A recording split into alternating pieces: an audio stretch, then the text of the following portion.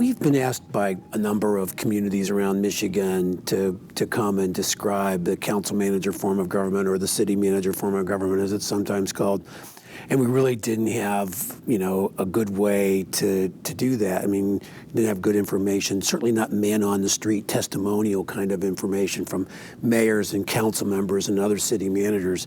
So we thought that this video would be just that kind of product that we could use to take to communities who are interested in exploring this form of government. And I would hope that this video helps people understand how things work. I think part of the purpose of the video is advocacy. I think that it's pretty clear that we're advocating a particular form of government. But I think the primary purpose is educational. People need to understand how it works, because that's the only way that they're going to be able to influence the decisions that get made. To be honest, I really don't know that much about local government. How does it affect me? Local government matters to most folks. When they get up in the morning and brush their teeth, when you turn the water on, that's local government at work. When you flush the toilet, that's local government at work.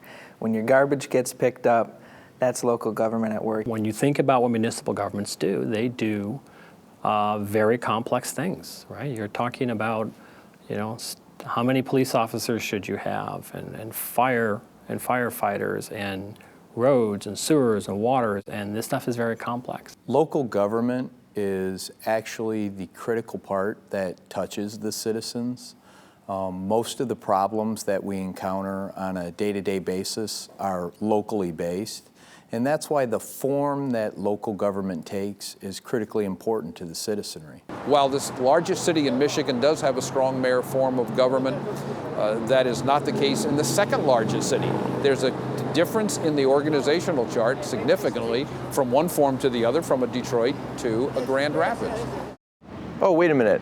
So there are different forms of local government? In the U.S., there's essentially two forms of local government structures.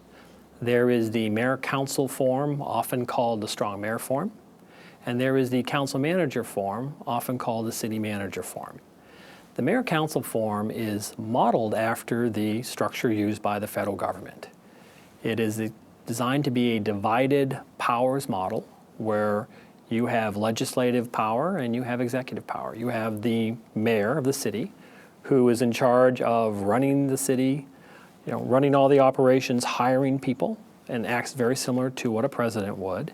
And then you have the city council, which functions similar to the Congress in its role of overseeing what the mayor is doing and checking the mayor's power in a variety of ways. Okay, so with the strong mayor form, power is divided between an elected mayor, who runs the city and hires staff, and the city council, who passes legislation. So what's the council manager form? The council manager form, also called the city manager form, was born in a response to corruption in the earliest 20th century. It is designed along a business model where you have a CEO, the city manager, and you have a board of directors, which is the city council and the mayor acts as a president of the board. And in this model, political power is consolidated into the city council, whereas the mayor and the city council acting together. And the city manager then runs the administration, hiring, firing people in the organization. So just like the board of directors of a company hires a CEO, someone trained to run that kind of business, the council of a council manager community hires a professional city manager, someone trained to run cities. Got it. So how many cities and counties actually use the council manager form? Across the country today, almost half of all cities in excess of 2,500 population have a city manager form of government. And if you look at cities here in Michigan, for example, that number approaches 3/4. I had no idea.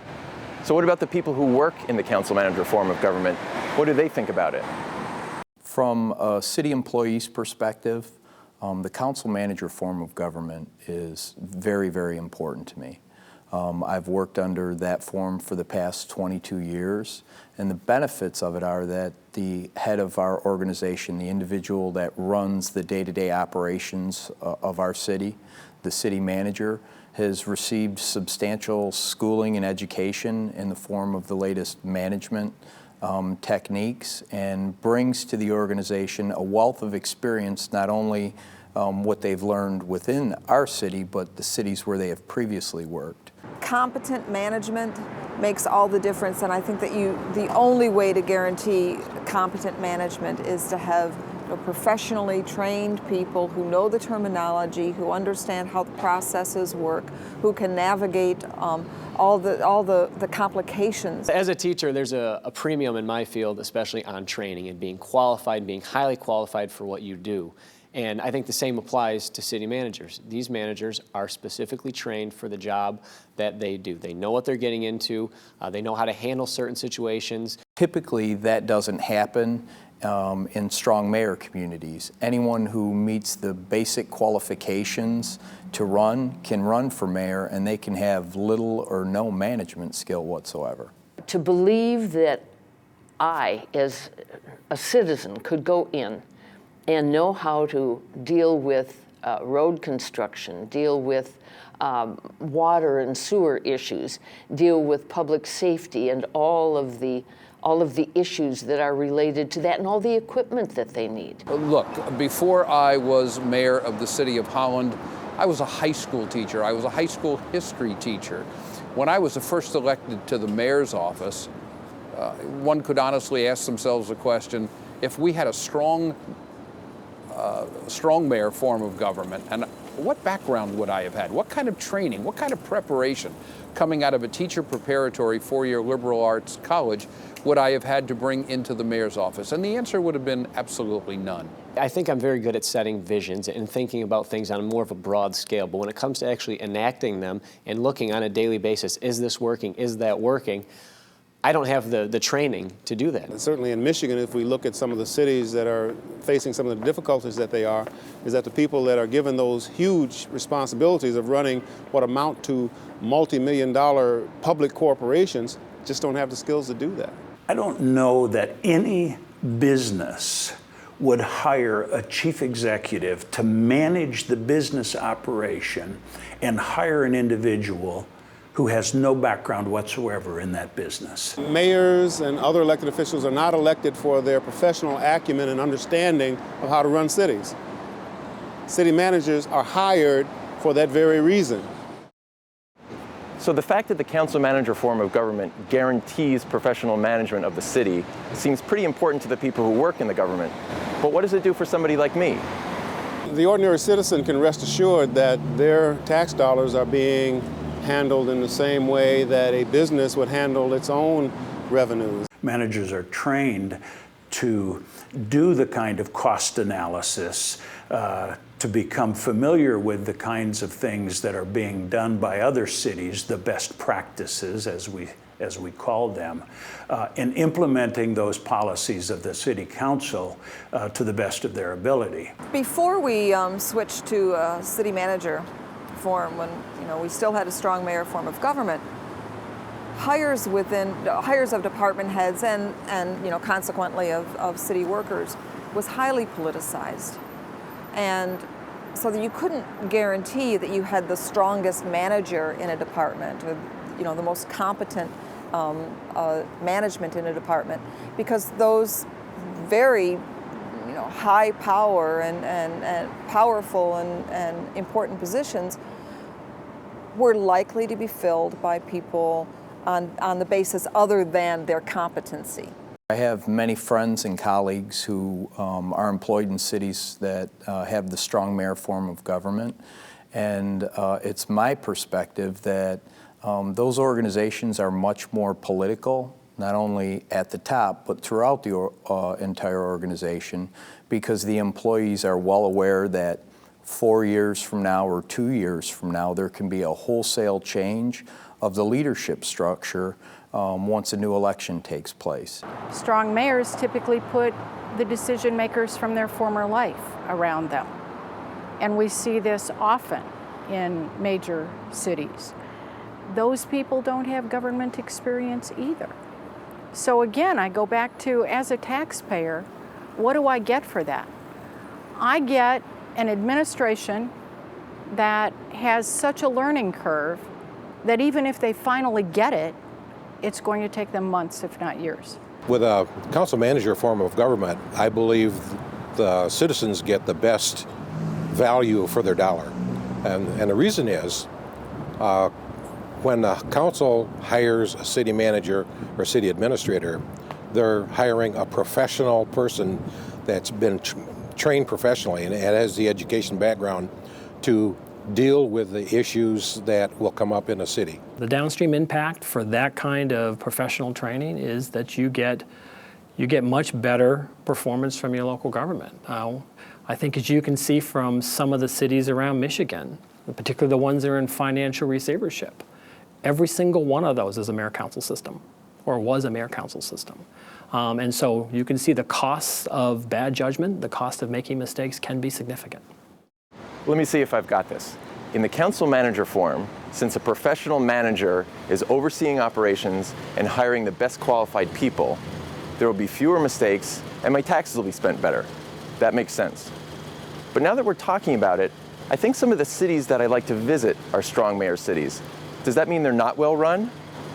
Big cities can function well with a mayor-council form, but you are so vulnerable to the particular mayor that you get. Right? I think we can look around the country and we can see some people that seem to be pretty effective, executives for their city, but you're very vulnerable to that. And it simply depends on having qualified people that are going to run. It's the luck of the draw. I mean, you really have no control whatsoever in terms of who steps forward to run for that office. And they may have some background, or they may be able to grow into the job, or they may be just awful for the job. So it's a crapshoot who you're going to get if you rely on an elected official to take the job of mayor and to act as the city's chief executive officer. We may have a very strong executive. We may have a very strong manager who's elected, but there's no guarantee. Again, the advantage with the council manager structure is you don't have to hope for that. Right? You can go out and look nationwide and hire the very best person for the job. Sounds good. Are there other advantages to the council manager form? When you talk to city managers, we're quick to point out that the big difference is, you hire smart people like us to, manage the services, and, that's the big difference. That's important. We're all, professionally trained, but I think equally important is this elimination of the structural conflict between the elected city council and the separately elected mayor that occurs in these strong mayor communities. So are you saying that the strong mayor form tends to set up a power struggle between the mayor and city council? In a strong mayor form of government that I have seen, it almost appears that there are two leaders at every council meeting: the strong mayor and the council president. And what I have seen is, even though they both live in the same city, advocate for the same city, oftentimes what I see and hear is a lot of friction. The council thinks that they have the power, the mayor thinks he has the power or she has the power, and if there's any controversy, it's deadlocked. And what it's doing is wasting taxpayers' dollars, because if they're arguing and they're not moving forward with the solutions to the concerns, they're just wasting taxpayer dollars. I think that I'm in a unique position maybe to talk about the city manager versus strong mayor system, because I've worked in both and I've been an elected official in both. In my own city in Hamtramck, Michigan, we had traditionally a strong mayor, strong council system that butted heads, and that finally led us in through a long series of steps of mismanagement that led us to receivership, to emergency financial management. I see. So in the council manager form, you avoid this extra layer of conflict because the mayor is part of the council. The council and the mayor have to be on the same page. There's just one voice, and there's debate and arguments about what the position should be. But once the position of the council emerges, the mayor's part of the council, the conflict's over. The position of the city is determined, and then professional managers like me can do what we do well, and that's implement the will of the elected officials. And it just makes for a more effective system, less conflict, more gets done. So in addition to having a professional managing the city's business, you also get this better organizational chart that allows for more efficient decision making. Got it. But what about the whole accountability aspect? When people elect a strong mayor, doesn't that mean that they're more accountable to the voters? Some people, when they first become familiar with the council manager form of government, they think of it as maybe not being very democratic, having an appointed person rather than an elected official running the day-to-day operations of a city. Folks tend to think of elected officials being more responsive to the electorate. But in practical terms, for the most part, barring a recall, elected officials can only be replaced at election time. Sometimes that doesn't even work because name recognition is better, gets people back in. When people go in to vote, they just say, oh, I remember this name, and, he's not that good, but he's not that good. And in some cases, you may find that those mayors are very difficult to get out of office once they've been elected a few times, no matter how unhappy people are. The manager serves at the pleasure of the council. The manager can be fired by a majority vote of that council. And so that accountability mechanism is much quicker and much surer. With professional managers, we have to stay responsive all the time because, we can be replaced at any time. So I would argue vehemently that it's a better situation to evaluate on an annual basis the performance of someone that you pay to do the work versus someone that gets elected every 2 or 4 years, and you may or may not evaluate it at 4 years' time, because people get elected a lot of times for a lot of reasons that have nothing to do with the health and welfare of the community that they serve. All right, so the benefits I'm hearing are professionalism, more efficient decision making, and greater accountability. But what about personnel cost? Since you have to hire a city manager, does that make it more expensive than the strong mayor form? I don't think that's true for at least a couple of reasons. The first is the salary of the manager and the mayor and the council members. In the mayor-council system, where you have a mayor that is running the city, they make a very good salary. And in addition to that, the council members tend to be highly paid and have fairly large staffs, right? Because they view their job as to check up on the mayor and to make sure the mayor isn't doing things that are wrong. In the manager form, the manager will have a salary that's probably no better than what that mayor would be making in the strong mayor system. And the council members are going to be making significantly less than the council members in the other structure. So just in terms of the salary basis, I suspect the salaries are smaller overall in the manager form. Then the second reason is just this cost of bad decisions. That where you have the manager form of government, the decisions tend to be better, fewer mistakes, and that's going to save you money over time. There are some politicians who suggest that one way to save money, especially now, and everybody's looking for ways to cut their city budgets. One easy way is to cut out the city manager, and it's a laughable prospect, really. You cut off your nose to spite your face. And after you look at it, a city manager will save you a lot more money in the long run than someone who has no real experience in running multi-million-dollar public corporations. So whatever the difference is in terms of salary or benefits that are initially given is more than made up in the form of efficient and effective management of the overall organization. Now, even with all these benefits, do communities ever think about leaving the council manager form? Even though it's more common for cities to adopt the council manager form, occasionally there are situations where cities consider abandoning the form for the strong mayor. And there's usually a couple reasons why this occurs. Sometimes it's really driven by a single or a few personalities that like the idea of being the elected mayor, and this is important to them, and they work hard to try to create that structure and get rid of the professional city manager.